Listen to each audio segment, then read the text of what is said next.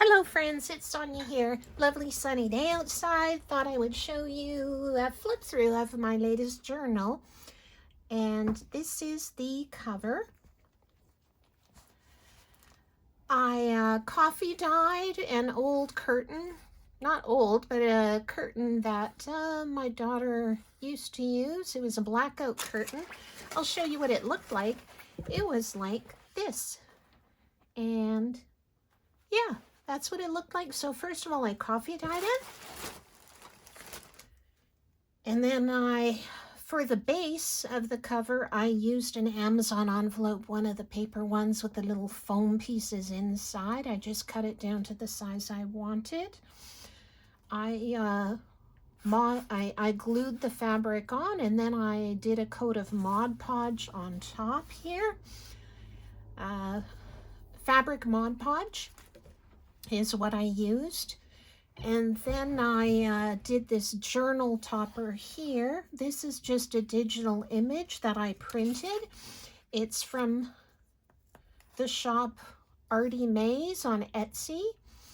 I used two kits actually from Artie Mays, two digital kits to make this journal. One was the Gothic Glam themed printable pages, and the other one was Halloween Medley add-on.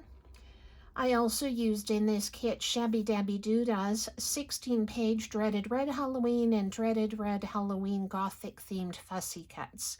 So I like to use digital images. I like to support Etsy artists who, make money that way. And Shabby Dabby Doodah, I happen to know, is actually a journal maker. Artie Mays, I don't think Artie Mays is a journal maker, I'm not sure. But Artie Mays certainly has a lot of lovely digital images and kits available online. So this image is from Artie Mays. And what I did here, I used a few techniques on the top part. So it's just a printed on regular printer paper image glued onto a piece of stiff cardstock, and then I sprayed it with it's called Distress Resist spray. I believe it's a Ranger product or a Tim Holtz product, and that leaves a really unique, interesting finish. It actually somehow works with the printed object to make it almost a little bit 3D. The designs on the paper, rather. After that, I did 2 coats of Distressed Resist spray, and then I finished it off with a coat, not a coat, rather, I did heat embossed around the edges in black heat embossing powder, and then you heat emboss it with a heat gun. And to finish that part off, I did a coat of varnish, and I also did a coat of varnish all around the entire cover. I neglected to mention this lace here is actually, I didn't have any black lace on hand, and I knew I wanted to use some for this journal. So went out to our local Dollarama, which is a dollar store, and it was in October. They had a lot of Halloween stuff. They happened to have black lace Halloween tablecloths for $4. So I bought a tablecloth, and consequently I have enough black lace to last me probably the rest of my lifetime. But that's what a crafter does, right? You look for things you can use that meet your needs. So that's the cover on the outside. I just added these little Tim Holtz, these are metal, and they add protection to the corners when people are using it. This time, to close it, because it's such a fat little journal, I did put in some eyelets on either side, and I had a whole lot, about 10 boxes of Stampin' Up product, rubber stamps, inks, ribbons given to me from one of my husband's relatives, and so grateful for that gift. This ribbon is one of the ribbons that was in those boxes, and I know I'm going to get a lot of lot of years of happy use out of that gift. This is the inside cover. Just to show you, this is the same fabric that I used for the outside cover. It's just I flipped it inside out, and I dyed it with red acrylic paint, a mix of red acrylic paint, fabric, medium, and water. At the end of this video, I will attach a brief video showing how much of the acrylic paint dye I made, and I'll try to give you, I believe I give you the proper ratios in there as well. So this is the same fabric, just this is dyed with red paint, and it's turned inside out because I love the back side of it. It has a nice soft texture on the back because of it being a blackout curtain. So then what I just made here to clip into the inside, this is just a little, it's made from an envelope, a gift card envelope. I just did that. You can see the flap of the envelope here. I made this little cluster for it. This of course is one of the digital printed pages, and I used a bunch of digital images from the kits. And this is just a little repurposed postage stamp. I turned this one into a pocket. I made this tag. This is just plain white cardstock with stenciled with distressed vintage photo. It's called the color ink. And this is a Stampin' Up stamp that I used. Again, one of the many blessings you'll see me using in this and in the future.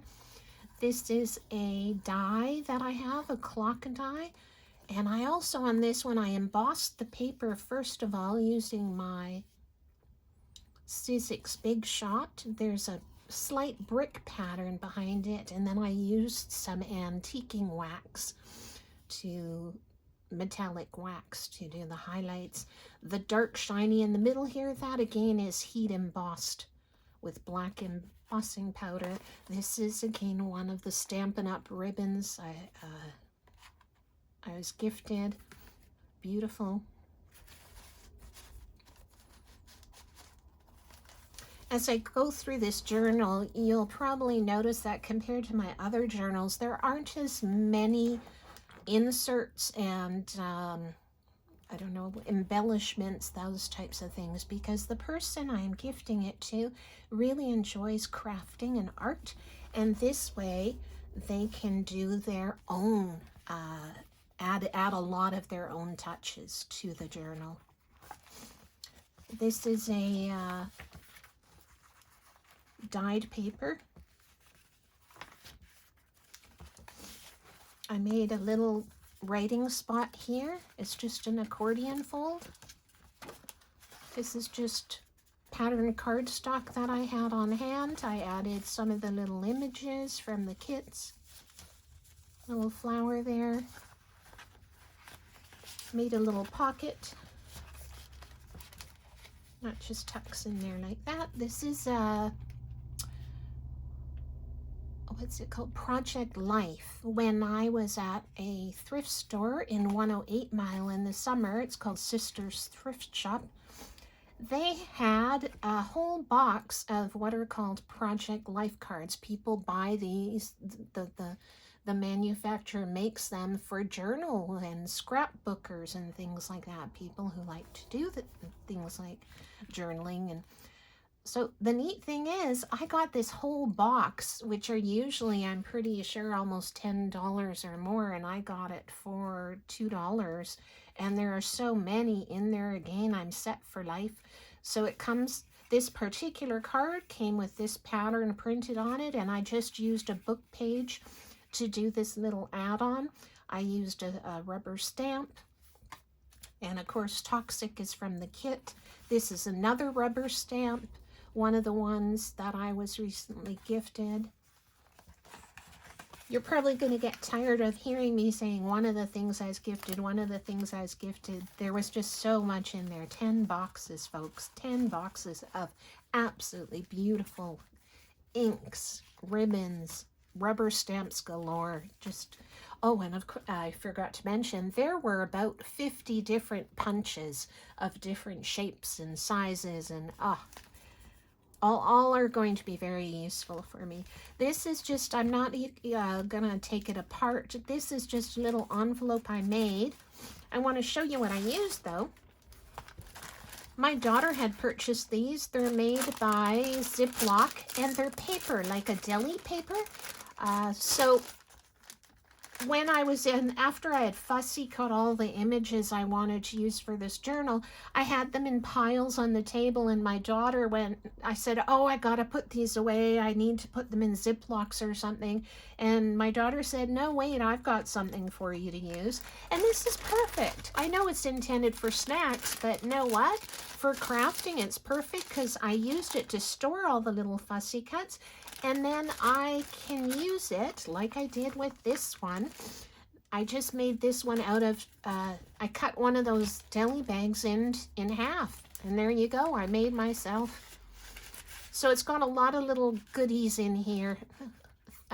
Things I stamped, little cutouts, extra paper bits for the recipient to do a lot of embellishing.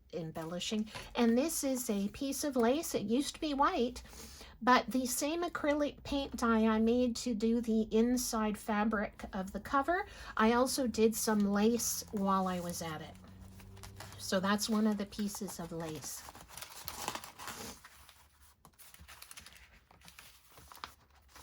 And this is a piece of parchment paper. When I dyed the fabric for the inside cover, and the laces, well, I had to lay it on parchment paper to dry, and guess what? I just love the little drips, red drips and things on here. They look kind of spooky, creepy to me. So yeah, that went into the journal. This is just a little pocket with a couple of note cards. These are from the Artie Maze kit, these images. The skeletons there. This is from the Artie Maze kit. This is a lovely piece of coffee dyed paper. These pages are from the Shabby Dabby Doodah kit, and as you can see, I used another piece of the dyed lace that I did with the acrylic paint, and I just added a little embellishment of the little lace, little trim. I got this off of Amazon. It comes in different colors. And this is a triple pocket I made just out of book page. And I coffee dyed this book page actually. And when I coffee dyed it, I set it out. We have a metal fire pit table on our deck, and it's got, you know, a lovely pattern in the metal. Well, it's perfect for doing my coffee drying because it gives me a lovely little patterned image on there. And then I just glued on these. These are just cards. The front of it, I did a technique. It's tracing paper, and then you just collage on different scraps, little bits of paper and things, and there's an inked layer on the tracing paper as well. I used different types of rubber stamps, and then rubber stamps on the printed part as well. I love the way that ends up looking. It was the first time I did that, and I really like the texture and bought, I don't know what you call that, but it adds a lot when you do that different layering. This is more of the dyed lace. This one is a darker color because the lace I started out, it was something I had thrifted some years ago, and it was actually a minty seafoam green. So I love the way it turned it into a burgundy with that red paint dye I made. These are just two little pockets made out of that, what I mentioned about the tracing paper, where I then glued on, collaged different things. That's what that's made out of. So just two little pockets there. This is just coffee dyed paper. more of the paint dyed lace. Look, I like to always make some clusters themed to the journal that I'm making. So yeah, I just did this little one. This is the rubber stamp, one of those rubber stamps from the gifted stack, and a piece of the little Halloween black tablecloth behind it. This is from Artie Mays, this page here. This one here with mysticism, I found a big coffee table sized book on Dolly, the artist, at the 108 Share Shed during the summer, or maybe it was even last summer, but it was in sort of rough shape, so I decided, okay, I'm going to disassemble it and use it for journals and things. And this was just actually a divider page because the book had, it was organized by the different styles that Dolly did. So I just used a decorative border punch here on the edge of the page, and then I inked it. This is one of my coffee dyed papers, cardstock. Yeah, cardstock, and you can see that's that pattern I was talking about that the metal table makes when I dry things on it. This is a page from the Dolly book, and it's a big book, so I was able to get this big page out of it. I thought that was kind of creepy, so I thought it suited the theme of this journal. This is just one of the gifted ribbons, and it's a beautiful sheer one, and I just stitched a needle through it, and there you go. We have a little heart charm on the end. I didn't buy that charm. It came from somewhere, I believe probably thrifted. So that's what I love when I make these journals. I don't typically buy things. I just use what I have, and I love that. And this is a bookmarker. You can use it on any page in the book. On this journal, I did a stitched binding. These were just some beads from a thrifted necklace. I think they're glass. They're just lovely. They're obviously vintage, so I just did that myself. And this is I have a pack of these charms, so I can't remember if I purchased them or if I found them at a thrift store that way. And then I have these little dragon beads. I believe the beads were something my daughter had used at some point, and so she kindly gave me the leftovers.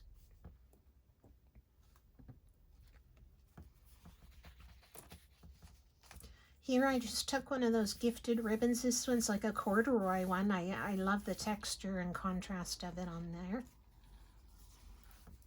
Over here I did a little pocket with tags and my, this is just white cardstock, not coffee dyed. It's just white cardstock, and I used a stencil and vintage photo ink to make that design. That's the back of the Dolly book page. This page is from Artie Mays' kit, and this is a piece of thrifted rickrack. And while I was doing that the acrylic paint dyeing of the fabrics and lace, I also decided, hey, I have so much of the dye, I might as well do some papers. So that's what this is. This is one of the papers, and I just love how it turned out. That's just a little handmade by Sonia. I bought that rubber stamp off of Etsy. And I always just like to use it on cards and journals that I make. This is called a hidden bookmark.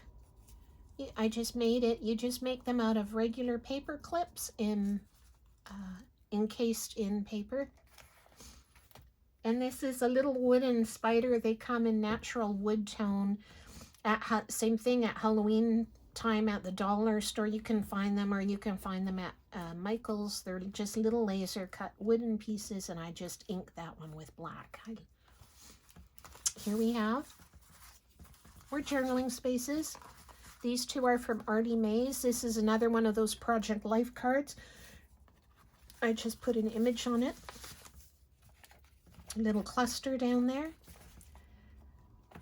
Oh, at the one of the thrift stores, they had a red lace placemat. So I bought that and I just ripped it up to use little bits in this journal.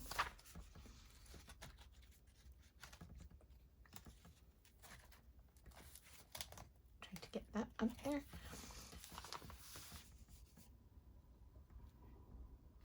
Now these are Shabby Dabby Doodah pages. These ones from her digital kit. This is Artie Mays, this digital image. Again, this is my coffee dyed cardstock, and this is from Artie Mays, as well as this. I just did this. This is a piece of that black Halloween tablecloth. Made this triple pocket here. It's out of book page. I just, this isn't even coffee dyed. This is just scrap book page, and I inked the edges and I glued on some of the images. And this is from the kits. So this one, triple, it's just a fold over tag shaped writing spot. And then another one. So that's from the Artie Mays kit. And then there's these. These are from Shabby Dabby Doodah, the images, and then I just did them on my coffee dyed cardstock. So they're a nice heavy weight. This is a business envelope, from your hydro bill or whatever, telephone bill.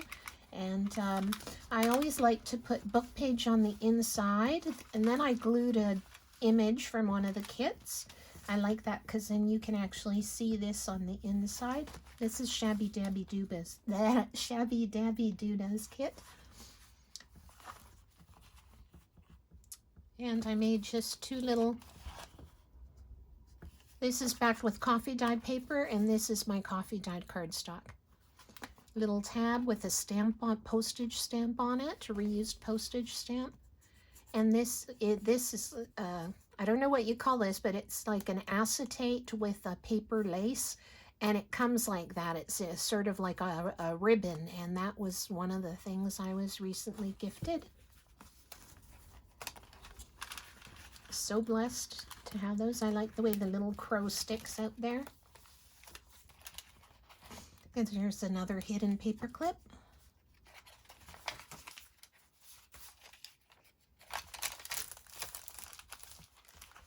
And then this pocket is also made out of a business envelope.